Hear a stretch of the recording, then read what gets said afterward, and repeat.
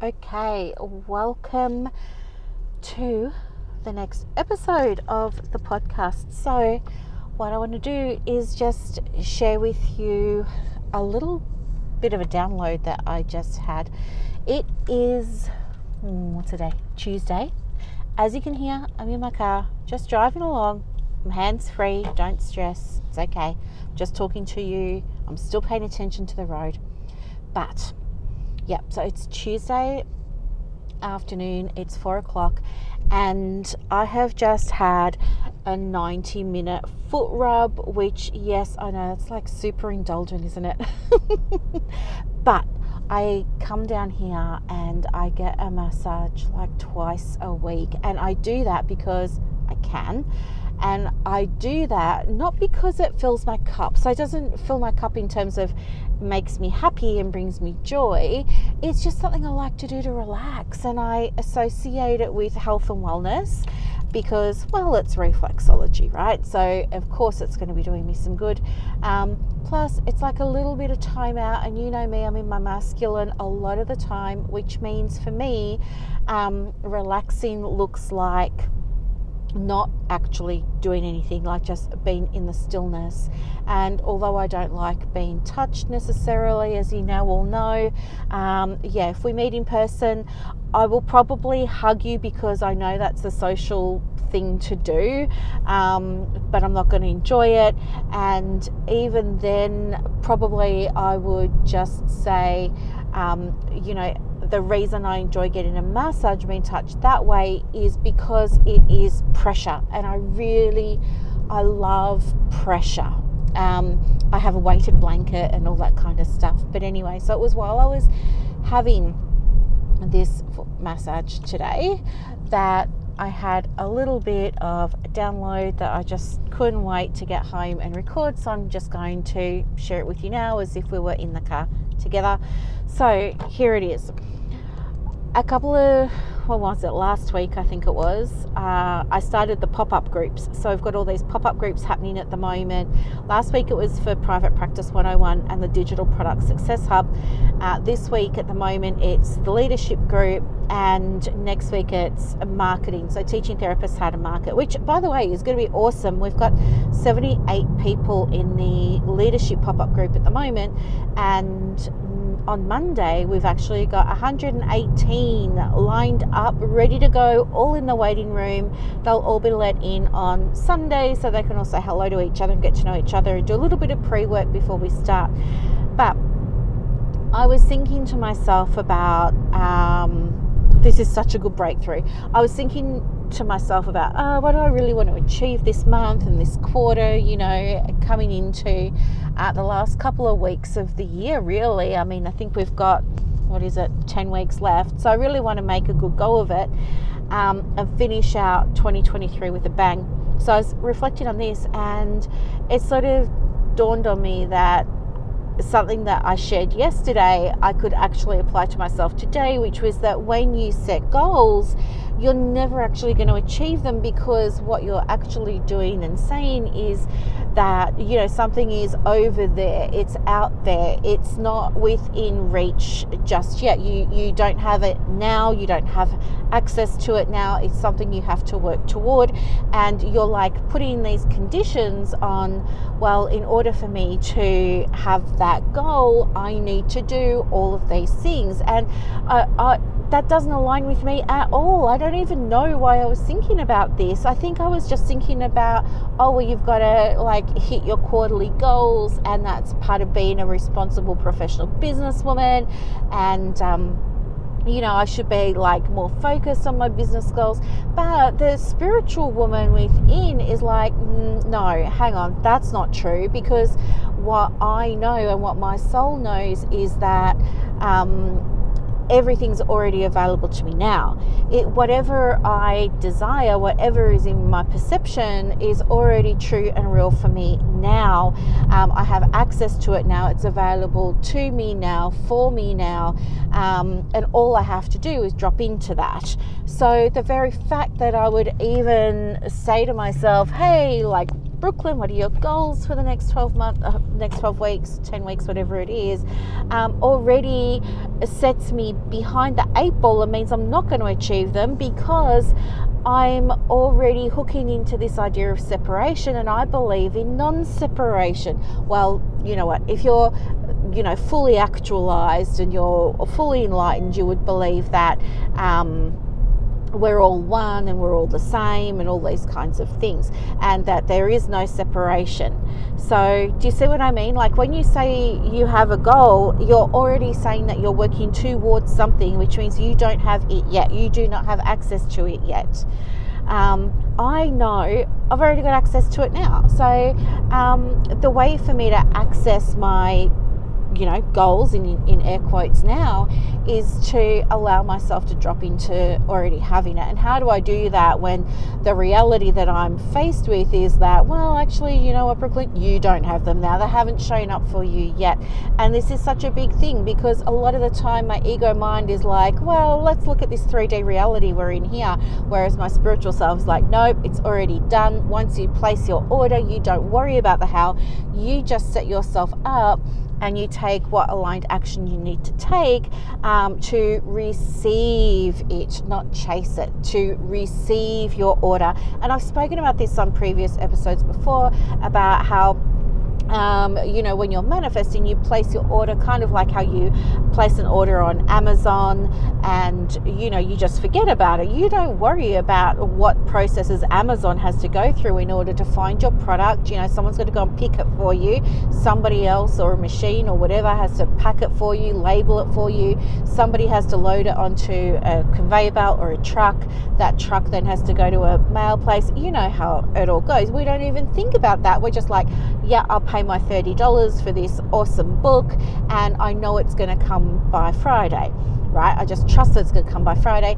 And what am I going to do? I'm going to make space to receive it. So of course I'm going to get excited. I'm going to make space for it on my bookshelf, or I'm going to go and clean, give the bedside table a dust in preparation for its arrival, or whatever I'm going to do, right? So it's the same in your private practice. It's the same with your business. All you have to do is place the order, and once you've placed the order, you forget about it, other than you create space to receive it, right? So what does that actually look like? So if you say to yourself, well, I want to receive this many new clients, or I want to receive this much money, create space for it. So when we're trying to be more conscious and more intentional with our manifesting, what that's going to look like is saying, sorry, that's my bread rolls on the back seat, having vegetable soup and bread rolls for dinner. What we're actually going to do is say, okay, then I need to go and clean out my bank account and make sure I'm not paying for subscriptions I don't use. Make sure my wallet looks nice. Make sure I'm comfortable looking at my numbers. You have to make sure, if it's for referrals and clients, you have to make sure that you've got space in the diary to receive them. If you're doing inquiry calls, which by the way, I absolutely loathe counselors doing. It's not professional. It's not what we do. It's when I say it's not professional, I don't want to offend the coaches who listen to this, because it's professional for coaches. It's not professional for counselors. I just wish nobody was doing it, because I really feel it devalues our profession a lot. But that's a whole other story. If you're doing them, I really think that you're underselling yourself. You're underselling your peers. You're not doing a service to the client. But anyway, I know there are people who do want to do them, and I will teach you how to do them and do them in a way that's high converting, but it's not necessarily required in order for you to book clients, right? And it's the same with, when you're manifesting clients, what I want you to do is create the space by making sure you've got space in your diary, and you've got that energetic space and that emotional space. So what do you do in the meantime while you're waiting on these things to manifest and you're creating the space? Well, what you do is you drop into the beat. So this is something that we were talking about yesterday on the Private Practice with Soul Inner Circle coaching call, and that was that you are the flow. It's not about oh, when I get in flow, then I will do this, or I'm waiting to get in flow. No, it's not about that at all. It's understanding that flow's happening right now, baby. Like, you're in it, you're on it, you're with it. Maybe you're just not aware of that, or maybe you're not yet tuning into it. But this is how it is. Like, the flow is happening right now, and all you have to do is be aware of it. Like, be aware. What am I feeling called to do right now? So if you're in your office and you're looking at your computer and you're thinking to yourself, oh, I've got to check my Facebook and respond to everybody, and I've got to do an email, and I've got to do a post, and I hate posting, and I don't want to market my practice, and you're thinking about all of this kind of stuff, and you're pushing, you're using effort. I love the word efforting. It's not really a word, but I love to use it. But you're efforting, and it's heavy, and there's so much resistance. That's you working against flow, my love. Like, that's not you working in your flow. You're out of flow. It's kind of like, a couple of years ago, I had this idea that I wanted to do a challenge. It was called Couch to 5K or C2 5K. I think it's still a thing. I'm not sure. It was trending at the time, but basically what it is it's a program that teaches you how to go from being quite sedentary and sitting on the couch to being able to run 5Ks quite effortlessly and easily. And at that time, I lived near a park. I was in Hastings near the beach, loved it, and I was thinking, I'm going to do this. And so what I did was, apart from buying all the latest activewear, I also downloaded like running playlists, because I wanted to. I'm bad for a playlist, in case you didn't know. Like, if you're in my pop-up groups at the moment, you're seeing all the playlists. You're welcome. But I downloaded all those running playlists, and I don't know if you've ever downloaded a running playlist before, but a few years ago, the most popular running lists happened to be remixes of trending songs to really fast beats, and they were just horrible songs to listen to. Like, I hated them. But so anyway, I stopped trying to do the Couch to 5K program to the albums I downloaded for running. And what I did instead was I made the decision that I was just going to run to my own playlist. And so this worked out well, because I really loved being able to listen to my music. Like, it was so fun. It just put me in the vibe, But then what happened was I'd be on the running part of Couch to 5K, because the way it works is like you kind of alternate between, like, you might walk for some minutes, and then you might run for some minutes, and then you're going to walk for some minutes, and you're going to run for some minutes. And so what I noticed was that sometimes when it was up to the running bit, I was on a really good song, but the song was slow, right? And I was like, okay, dilemma. Am I going to slow down my running, which means I'm not going to hit that cardio that I needed to hit, or am I going to change songs and try and change songs while I'm running, and that's just going to be annoying, But the point that I am trying to make is that, you know what, if you just allow yourself to go to the beat of the song that's already happening, you still achieve your goal, and you still get to where you need to be. Like, it didn't have a massive negative impact on my fitness that I started running in the rhythm and in time to the songs that I was listening to on my playlist. And it just reminded me of life, and it reminded me of business, and it reminded me of flow. And you know what, just like when you're training to do something like Couch to 5K, like for example, or you're doing any kind of exercise or whatever to music, that's just the example I'm running with at the moment, you always get to choose whether or not you're going to go in the beat of it, or whether you're going to try and work against the beat, which is just going to be so much harder. So when it comes to private practice, for example, and the day-to-day tasks you've got to do, I would just encourage you to, tune in and be aware of your energy in that moment, and just ask yourself, all right, sure, I've got all these things that I get to do today. We don't say I've got to, we say get to. Like, it's so cool. I'm a business owner. It's so cool. I'm my own boss. I love what I do. And it's amazing that I have this freedom and this flexibility. And I don't have anybody breathing down my neck telling me I've got to get all this stuff done before 10 o'clock or whatever.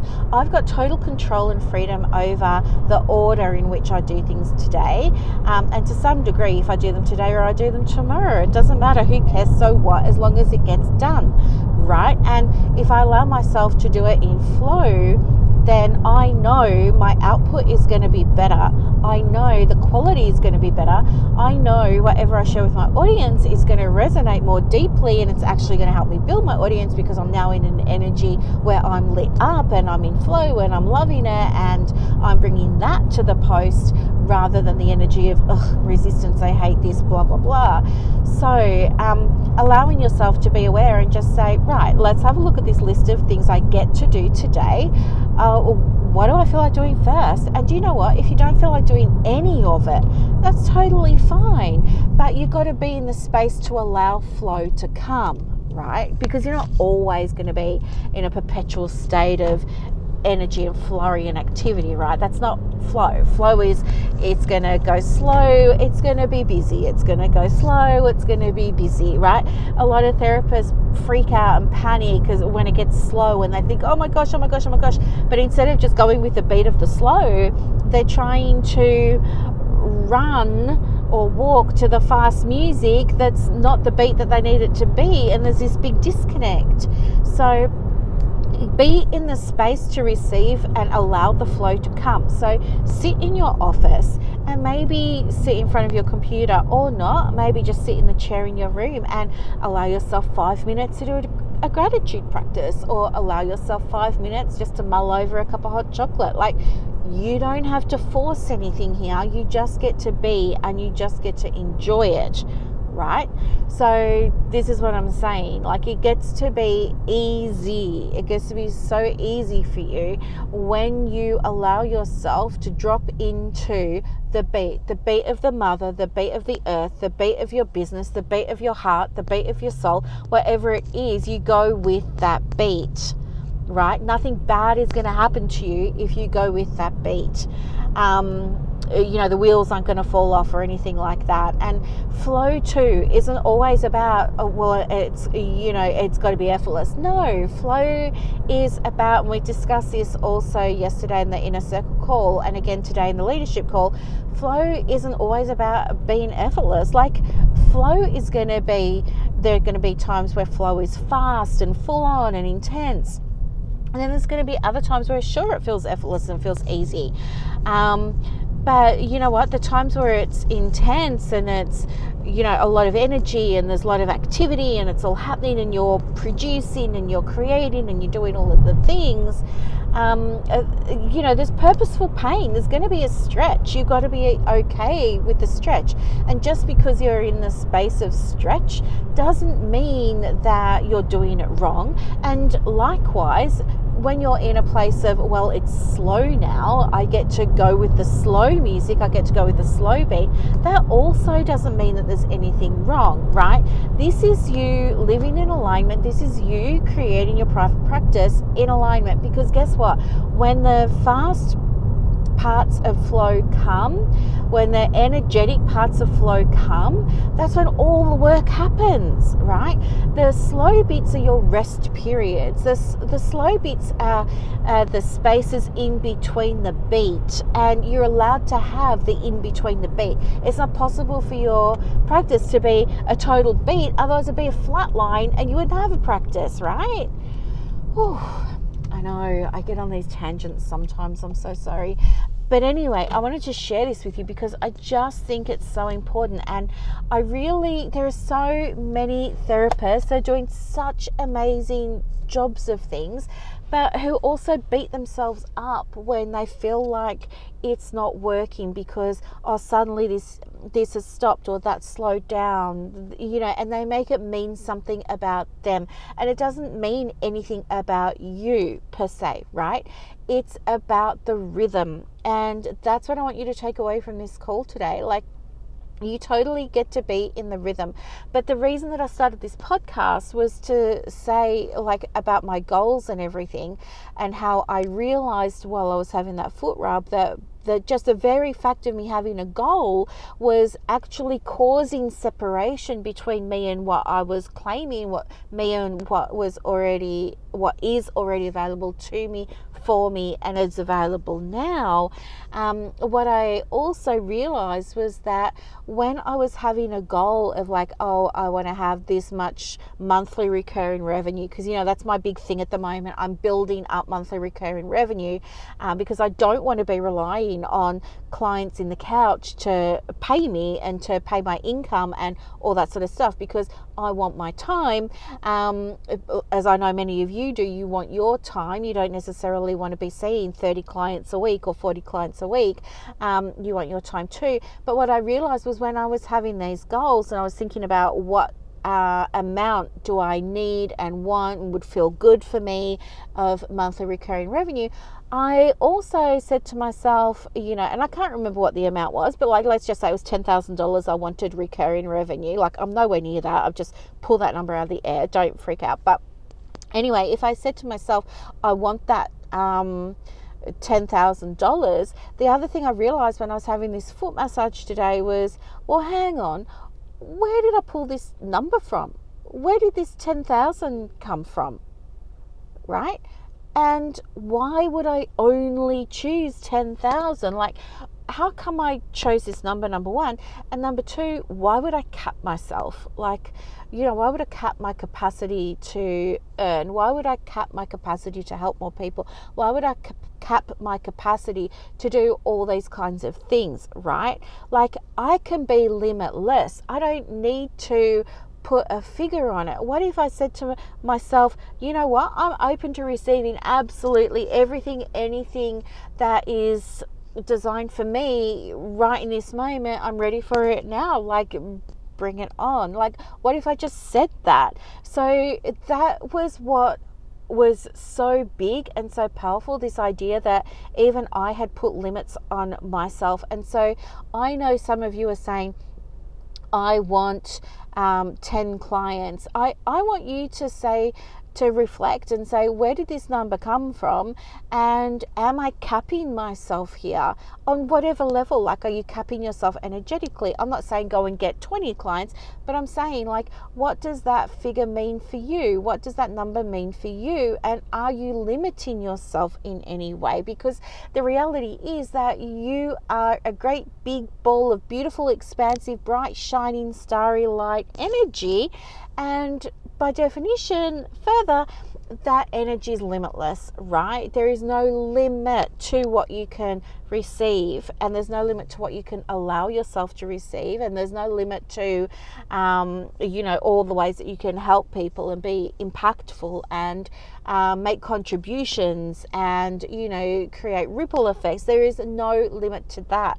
So if you got to show up for your private practice or your coaching business or whatever it is, knowing and trusting that you get to be exactly you, right? The most genuine, authentic version of you.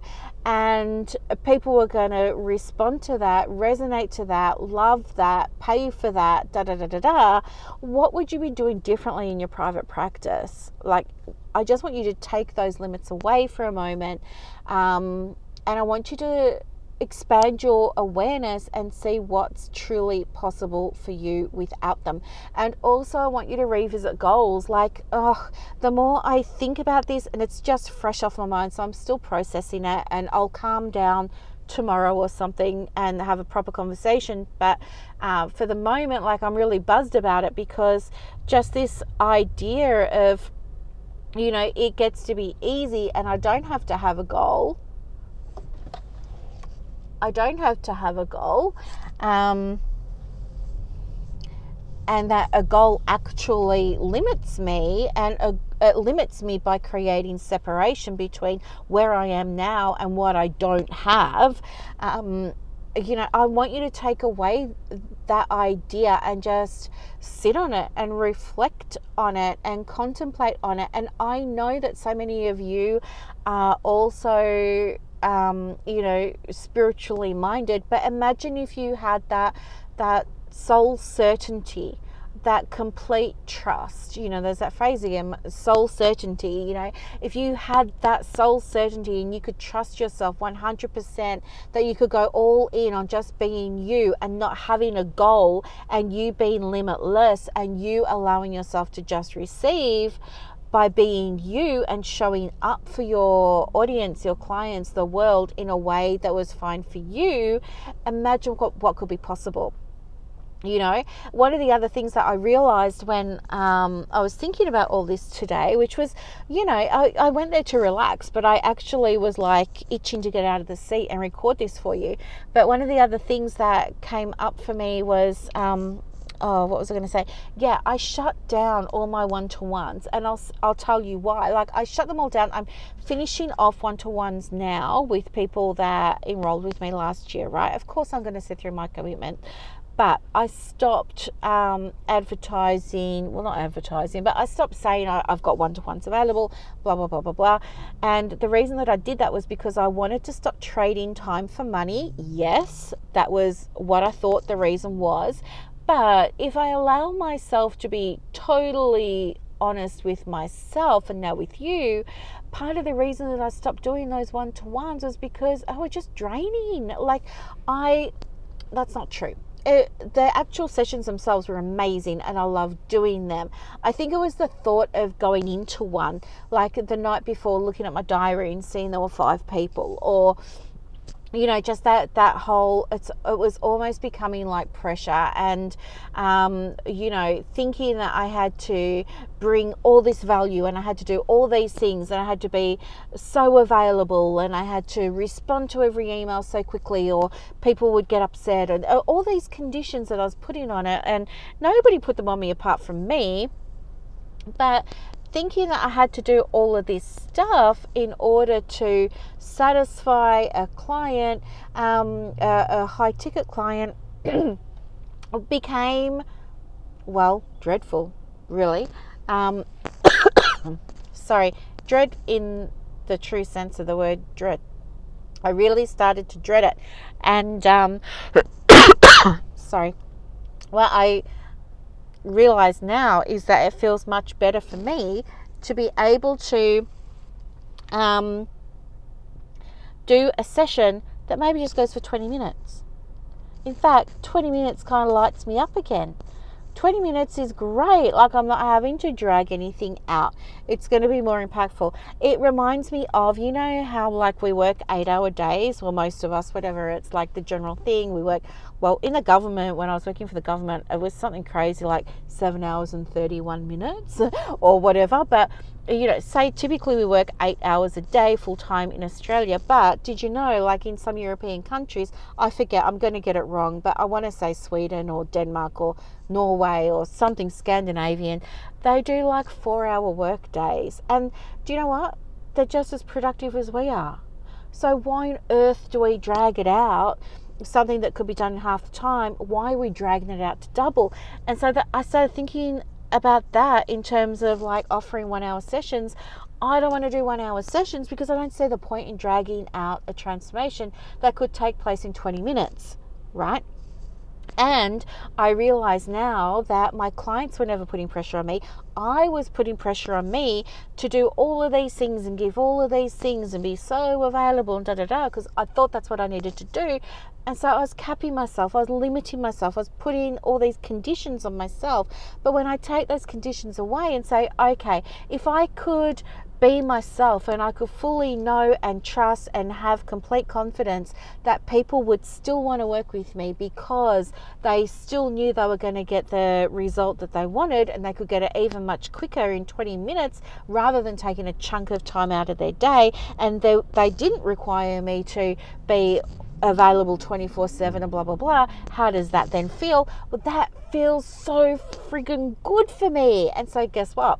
yes, I'm gonna after I've done all these pop-up groups, so maybe in May or June or whenever, I'm gonna open up my calendar again, and I will start seeing people for like 20 minutes, because 20 minutes feels good for me, and I'm sure it's going to feel good for them as well. Like, who needs to be dragging out sessions for an hour when we don't even need to be, right? Like, as I said, like that whole 8-hour day could be done in 4 hours. Why not take a 1 hour session, do it in 20 minutes? Like, it doesn't need to be an hour. I don't even know where that whole concept came from. Like, I'd love to know the history of that. Who said it had to be 1 hour? That's what I want to know. As opposed to, well, how long it's going to take is how long it's going to take. And if we can get you this result, if we can get you this transformation in 10 minutes, amazing. If we can get it in 20 minutes, amazing. Who said it had to be an hour? I don't know. Why on earth did I end up agreeing to that and subscribing to that and making it one of my beliefs? I don't know. But now embodying this version of myself that gets to just know and trust and have complete soul certainty that I get to do it my way, fully on my terms. Now I get to do what feels really, really good. So yeah, it's going to be 20-minute sessions. I know. I love it so much. And it's just like this, oh, I just feel like a weight has been taken off. So yeah, that's what I want to, 3 things that I want you to know. Hopefully I can remember what they are. Number 1, reconsider goal setting, if you're a spiritual person, that is, because I want you to understand that you're causing separation and you won't achieve the goal. The only way for you to achieve a goal is if you agree that there is separation between you and it, you and source, you and manifesting, you and what's available right now, which would actually contravene what you know to be true. But anyway, the only other way to achieve that goal is going to be through hard work. I'm talking hustle. And who wants to do that? Like, you don't have to hustle to have what you want. What you want is available to you now.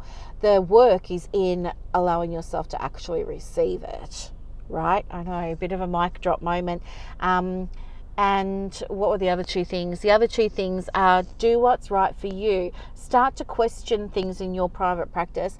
Ask yourself, I mean, like I was reflecting on, where did I get this idea that a coaching session had to be an hour? Like, I don't even know where that came from. Yeah, here I am putting coaching sessions in my diary for 1 hour and not loving doing 1 hour. It was never about the session. It was never about the work. It was about that being locked in to that 1 hour. I don't like that. I want it to be free flowing, and if we can do that in 20 minutes, amazing. So start questioning things in your practice and ask yourself, where did this come from? Who said this is true? Who said this is how it's got to be? And what feels better for me? And if the most aligned version for me, the most aligned version of me that's feeling authentic and genuine and showing up in her truest and fullest potential, got to do it her way, how long would her sessions be, for example? Like, I'm just using myself here. And there was one other thing which I've forgotten because I've gone off on a tangent now. But anyway, I just wanted to share this with you. So I'm so sorry for the quality of the audio, and I promise next time, well, actually, that's not true. I'm not going to make a promise I may not be able to keep. But I just wanted to say that, you know, it gets to be easy. That was the 3rd thing, working in flow, working with the beat of you, working with the beat of your energy. All right. If you start to feel heavy and resentful and pushing and efforting and stuff like that, that's a sign that you're above the beat, right? You're higher than the beat, or you're disconnected from the beat. And I want you to drop back down into the beat and be okay with that. It's about trust. It's trust that underpins the work that you're going to do. And as a leader in your private practice, of course, trust is, leadership is a relationship you have with your business, your clients, your stakeholders, all of that sort of stuff. And what underpins any relationship, of course, is trust. So it's not about your leadership skill. It's not about your leadership style. It's about trust, and it's about alignment, and it's about you being willing to allow yourself to receive rather than pushing yourself and killing yourself to get things done. Whew. Okay. Well, I feel like I should probably go back and have another massage now that I've got that off my system. But I just wanted to share it with you. So yeah, also it is I don't even know what today's date is. I I feel like it's the 17th of April or something. I don't know. But what I wanted to say to you was on Monday next week, which is the 24th of April, we've got the free pop-up group where I'm going to be helping you to learn how to safely, ethically, in a way with soul certainty, market your private practice so that you don't feel like you're selling a session, so that you don't feel like you're taking money from people and taking advantage and all of that. You know, our money stuff comes up, right? So I want to teach you how to do all your marketing, and I'm going to be available for you. You're going to get time with me every day for a whole hour, and we can unpack whatever it is that needs to be unpacked. I don't have clients afterwards, so do you know what? If the call ends up going for 4 hours, it goes for 4 hours. I don't care. My whole purpose of running these free pop-up groups is to get you started, to help you feel expanded, to help you see it really does get to be easy to attract and call in the dreamiest clients for your private practice right now. And by dream clients, I mean the clients you were born and put on this earth to work with and help and guide and support on their journeys to wellness. So if you want to join that, of course, just come along to Facebook. You'll find me, and I can give you the link, not a problem. And yeah, okay, I will let you go. Have a lovely Tuesday night. Thanks for listening to another episode. Bye for now.